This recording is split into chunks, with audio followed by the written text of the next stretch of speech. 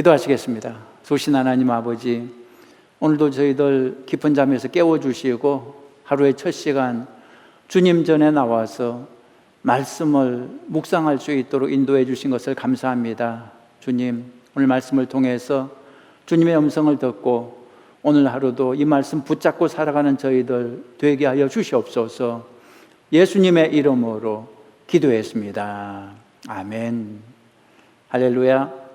우리 요한복음 성경 말씀 보시겠습니다. 요한복음 11장 1절부터 35절까지입니다. 요한복음 11장 1절부터 35절까지 좀 길지만 제가 봉독해 드리겠습니다.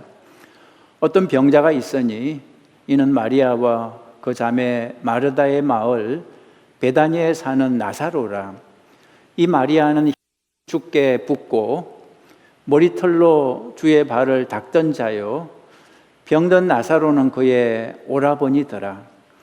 이에 그 누이들이 예수께 사람을 보내어 이르되 주여 보시옵소서, 사랑하시는 자가 병들었나이다 하니 예수께서 들으시고 이르시되 이 병은 죽을 병이 아니라 하나님의 영광을 위함이요 하나님의 아들이 이로 말미암아 영광을 받게 하려 함이라 하시더라.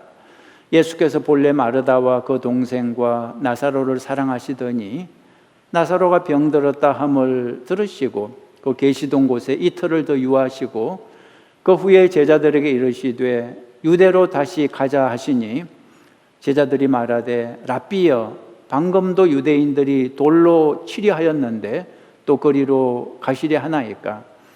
예수께서 대답하시되 낮이 12시간이 아니냐? 사람이 낮에 다니면 이 세상의 빛을 보므로 실족하지 아니하고 밤에 다니면 빛이 그 사람 안에 없는 고로 실족하느니라. 이 말씀을 하신 후에 또 이르시되 우리 친구 나사로가 잠들었도다. 그러나 내가 깨우러 가노라. 제자들이 이르되 주여, 잠들었으면 낫겠나이다 하더라.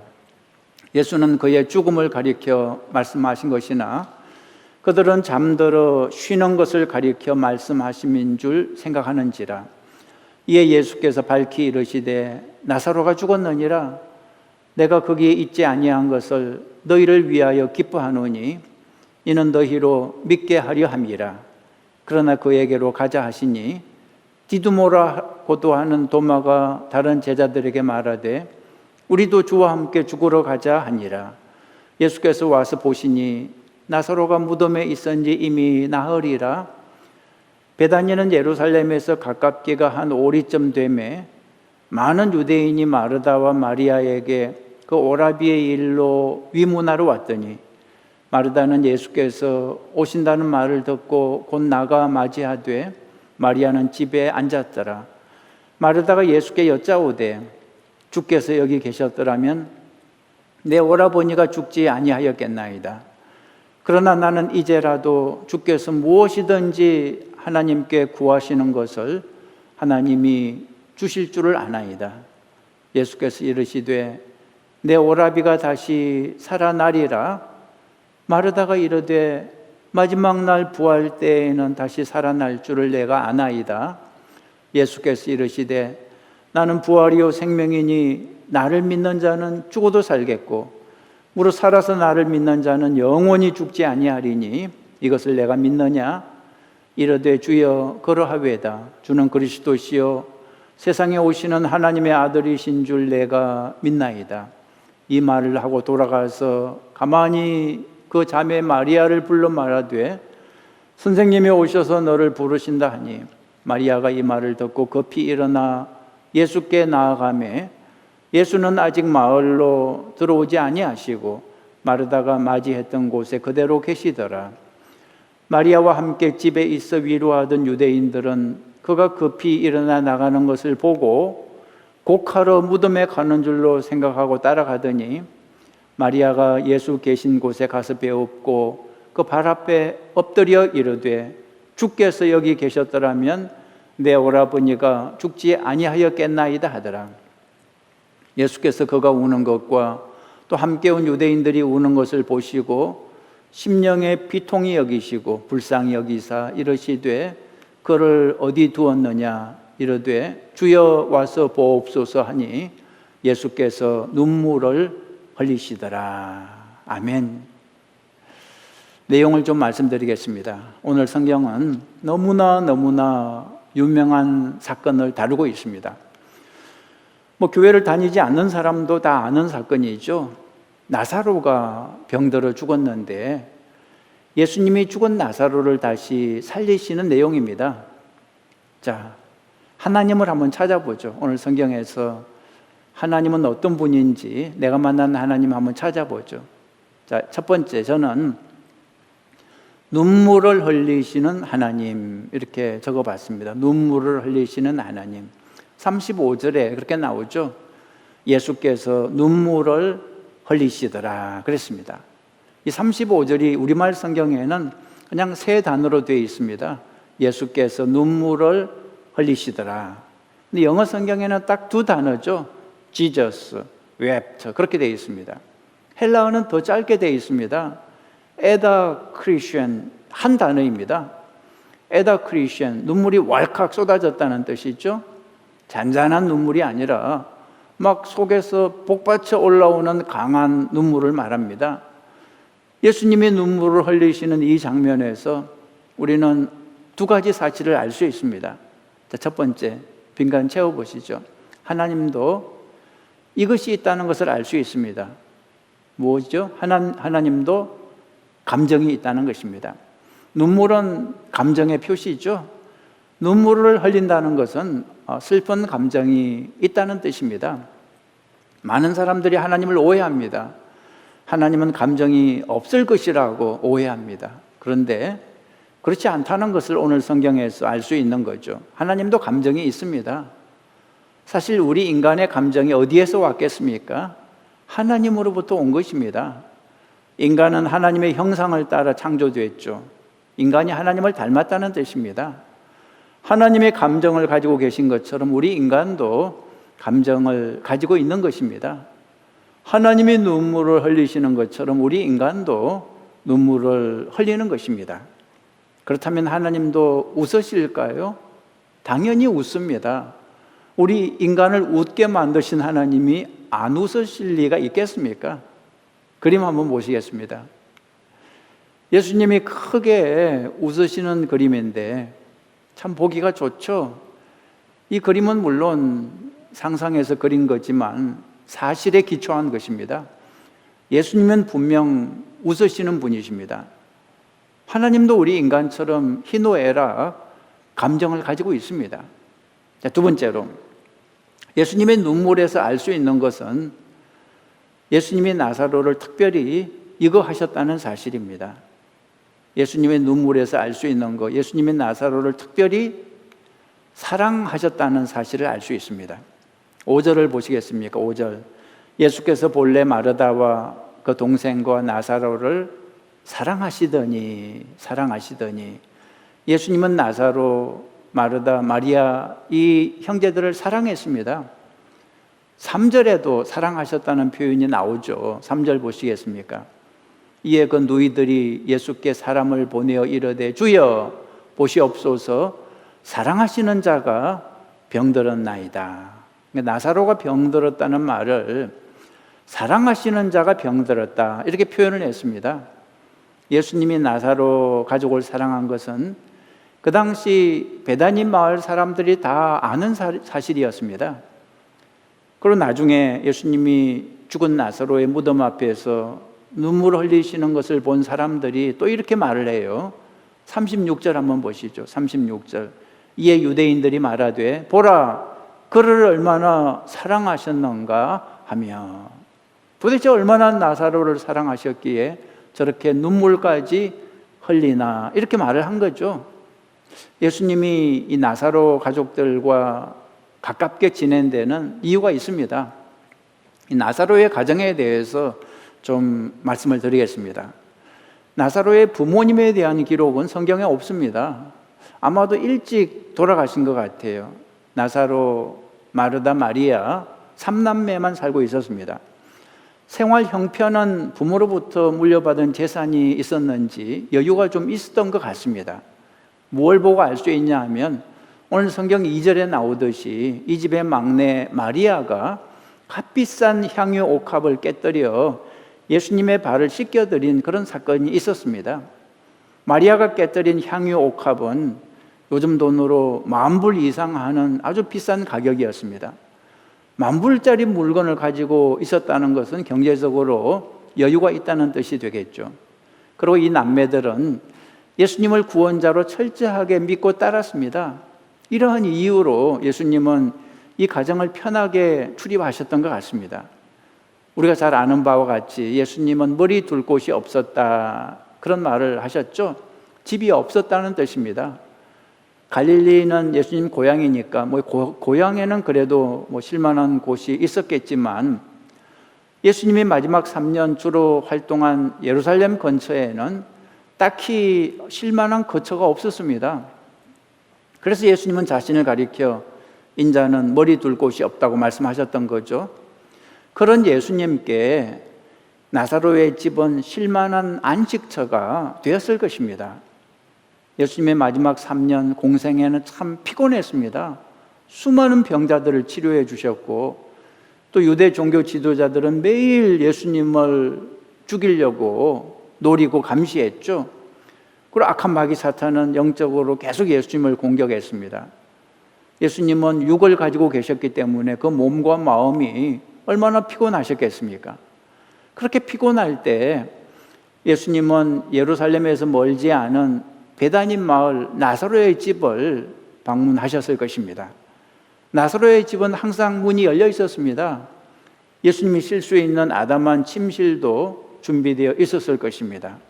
3남매는 언제라도 예수님을 반갑게 맞이해 주었습니다. 그러니까 이 남매들에 대한 예수님의 정은 각별했겠죠. 예수님이 나사로의 집을 자주 방문하시니까 이제 소문이 났습니다. 예수님이 그 가정을 각별히 사랑하신다는 말이 났죠. 저는 이 장면을 보면서 하나님이 특별히 사랑하는 사람도 있을 수 있겠다 그런 생각이 들었습니다. 하나님은 물론 모든 사람을 다 사랑하시지만 그래도 특별히 친밀한 사람이 있다는 거죠. 어떤 사람과 친밀할까요? 정답은 자주 만나는 사람입니다. 자주 만나야 정이 드는 거죠. 하나님과 자주 만날 때 하나님과 더욱 친밀해지는 것입니다. 생각해 보세요. 24시간 하나님을 만나는 사람과 24일 만에 한 번 만나는 사람이 어떻게 같을 수 있겠습니까? 창세기를 보면 하나님은 아브라함과 아주 친밀했습니다. 그래서 이런 말씀을 하신 적이 있죠. 창세기 18장 17절에 예수께서 이르시되 내가 하려는 것을 아브라함에게 숨기겠느냐? 그 소돔과 고모라 성을 멸하실 계획을 아브라함에게 숨기지 않겠다고 말씀하신 거죠. 아브라함은 하나님과 특별히 친밀했습니다. 그래서 하나님은 아브라함에게 그 비밀까지 미리 말씀해 주신 거죠. 여러분, 하나님과 친밀한 관계가 되시기 바랍니다. 24시간 하나님과 교제하는 관계가 되시기 바랍니다. 어떻게 교제를 할까요? 어떻게 하나님을 자주 만날 수 있을까요? 기도를 통해서. 기도는 하나님과 대화하는 것이고, 대화를 많이 하다 보면 친밀해지는 것입니다. 눈을 뜰 때부터 하나님을 찾으시고, 하루 종일 하나님을 찾으시고, 눈을 감을 때 밤에도 하나님을 찾으시기 바랍니다. 하나님을 자주 찾을수록 하나님과 친밀해지는 것입니다. 자, 두 번째로 내가 만난 하나님, 빈칸 채워보시죠. 뭐가 들어갈까요? 고난을 허락하시는 하나님을 오늘 성경에서 만날 수 있습니다. 나사로가 병들었습니다. 나사로는 이 집에서 가장이요 기둥이었습니다. 두 여동생은 오빠 나사로를 하늘처럼 믿고 의지했습니다. 그런 오빠가 병이 들어 위독하게 됐습니다. 요즘이야 응급실도 있고 병원도 있지만 그 당시에는 그런 것이 없었죠. 그러니 두 자매가 얼마나 난감했겠습니까? 오직 예수님밖에는 믿을 데가 없었습니다. 그래서 급하게 사람을 보냈죠. 나사로가 병들었다고 빨리 오시라고 예수님께 전보를 보냈습니다. 그런데 어찌된 일인지 예수님이 오시지 않았어요. 그러는 사이에 나사로는 끝내 숨을 거두고 말았습니다. 그런데도 예수님은 오시지 않았습니다. 그 소식을 전한 시간을 따져보면 분명 오시고도 남는 시간이 지났어요. 하는 수 없이 두 자매는 장례도 예수님 없이 치러야 했습니다. 마르다 마리아 두 자매의 아픔은 누구보다 컸을 것입니다. 왜냐하면 예수님을 너무나 믿고 의지했기 때문이죠. 예수님은 하나님의 아들이고 어떤 병도 능히 고치시는 분이라고 평소에 믿었습니다. 예수님이 나사로 삼남매를 대단히 사랑하심을 조금도 의심하지 않았죠. 믿음이 컸기 때문에, 사랑이 컸기 때문에 상처도 큰 거죠. 그렇게 믿었던 예수님이 어떻게 정작 도움이 필요한 상황에서 코빼기도 안 비치냐 이거죠. 그래서 마르다가 나중에 예수님을 만나자마자 처음으로 했던 말이 이것이었습니다. 21절 보시면 마르다가 예수께 여짜오되 주께서 여기 계셨더라면 내 오라버니가 죽지 아니하였겠나이다. 정말 통탄하면서 이 말을 했던 거죠. 마리아도 똑같은 말을 했습니다. 32절에 마리아가 예수 계신 곳에 가서 배웠고 그 발 앞에 엎드려 이르되 주께서 여기 계셨더라면 내 오라버니가 죽지 아니하였겠나이다. 무슨 뜻입니까? 이런 뜻입니다. 예수님 왜 이렇게 늦게 오셨어요? 좀 빨리 오셨으면 이런 일이 없었을 텐데, 오라버니가 죽지 않았을 텐데, 그런 뜻이죠. 두 자매가 입은 마음의 상처가 너무나 컸다는 것을 알 수 있습니다. 이 두 자매 마음 속에는 아마 이런 의심이 생겨났을 거예요. 예수님이 정말 우리를 사랑하시나? 예수님을 믿었던 만큼 실망과 상처도 크게 찾아왔을 것입니다. 우리도 이런 시험을 당할 수 있습니다. 나사로처럼 갑작스런 불행을 당할 때 우리도 하나님의 사랑을 의심하기 쉽습니다.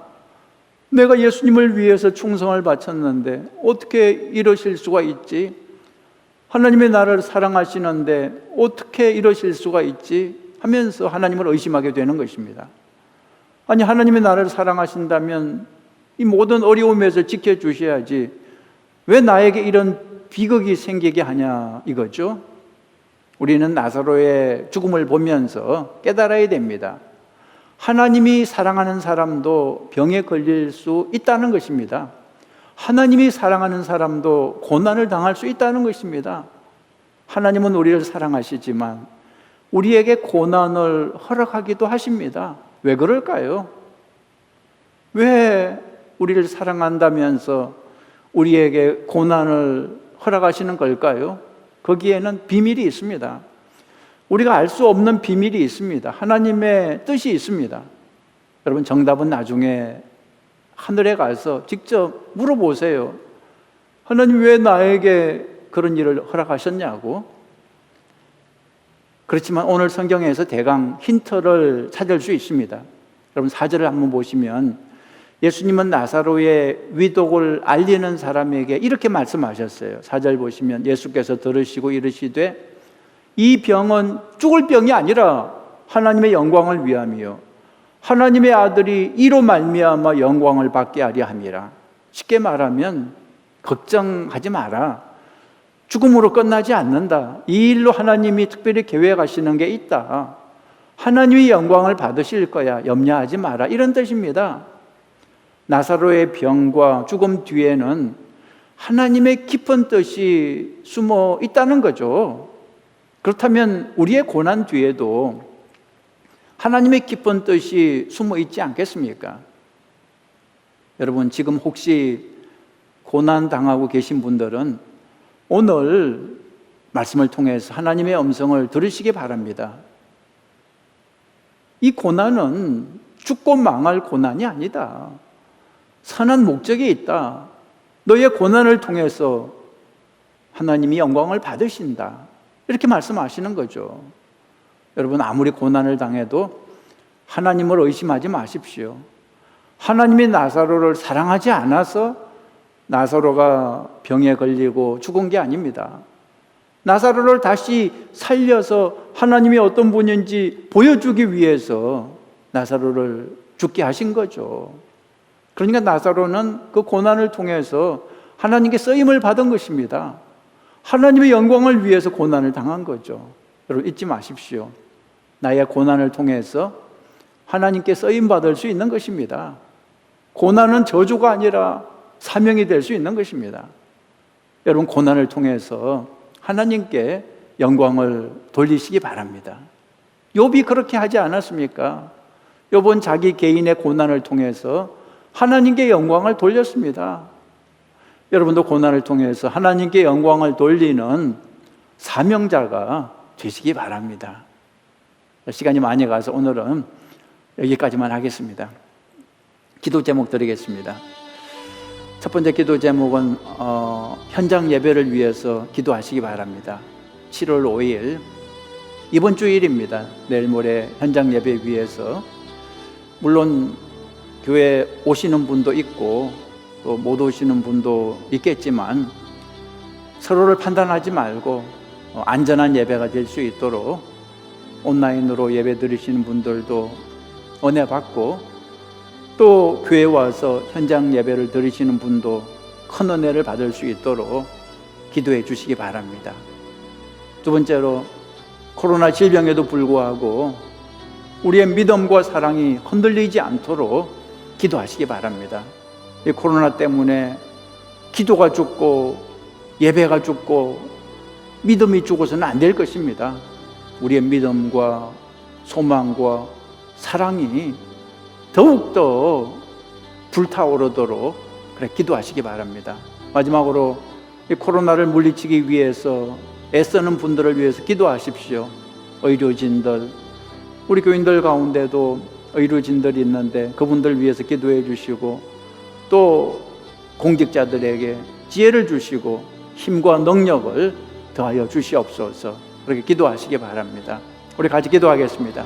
좋으신 하나님 아버지, 주님을 찬양합니다. 주님께 감사를 드립니다.